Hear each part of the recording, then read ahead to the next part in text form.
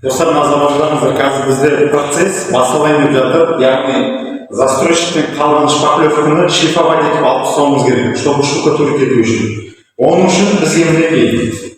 Сразу айтайын, бұл менікі емес, мен бұны арендаға алдым, бір суткаға.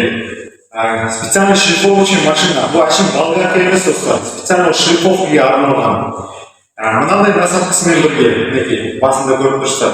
Насадкасында выход пылесосқа болады. Сосын мынандай щеткасы болады жағында. Мына выходты неге достар? Мынандай пылесос, яғни бұл 65 литр, 65 ендігі пылесос, ішінде көптеген сияқты мусор. Осыны мінекей мына шлиф машинкаға жалғайсыздар, достар. Мінекей. Бұл кетті. Шаңғы где-то 70-80%-ын мына кетеді, қалған сыртқа шығады, достар. Жұмыста әлі процесске видеоға түсіретін болған процессті. Достар, аренданың бағасын айта кетейін. Мынаны ойлықысына таптым, яғни бір күндік арендасы балғарына шлифовка машинаның өзі 10 000 теңге. Пылесос 10 000 теңге. Біз 2 пара алып, вообще 40 000 теңге болды, достар. Бір неге 300 квадратты осымен полностью шлифовать етіп алып тастаймыз. Енді мынаған не керек деген кезде, қазір заказ беріп қойдық, алып келеді. Бұған черепашка, 125 размердегі черепашка керек. Соны установка жасаймыз, сонымен уже шлифовканы бастайтын боламыз. Достар, ең маңызды факторды естеріңізде сақтап алыңыздар.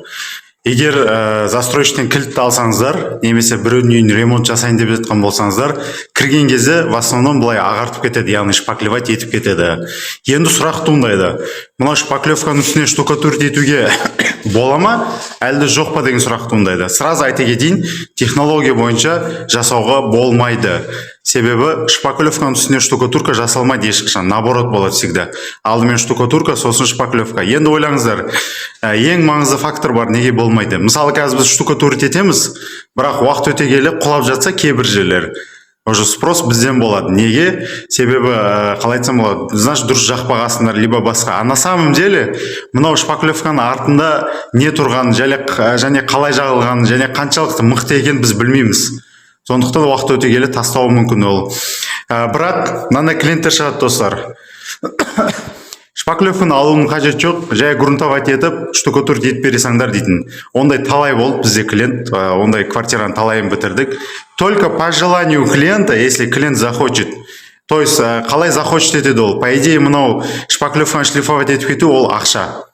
Имейте в виду, квадраты 1000 теңге болады. Яғни болгаркамен шлифовочный, сосын пылесосқа жалғайсыздар шаң болмау үшін. 80-90%-ға дейін алып тастайсыздар шпаклевканы.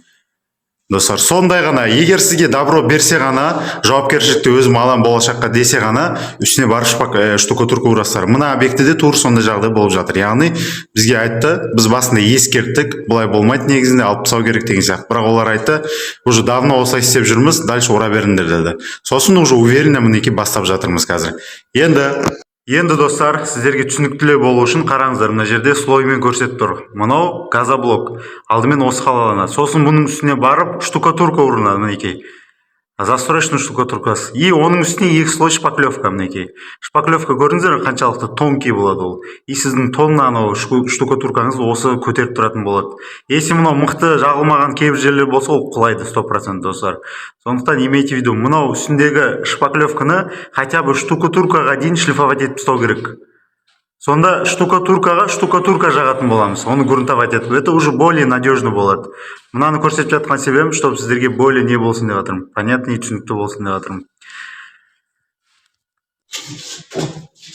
Жалпы достар, біз жаңағы пылесоспен шлиф машинкамен көрдік, жасап, өте қатты шағындайды бірінші өтір. Екінші мәселе пылесос қызып кетіп жатыр. Сатушы айтқан негізі, яғни арендаға берген қыз кете береді, өшір көшірсеңдер. Олай біз уақытты жоғалтылады. Сөйтіп, одан да жақсы вариант тауып алдық. Мінекей көрдіңіздер.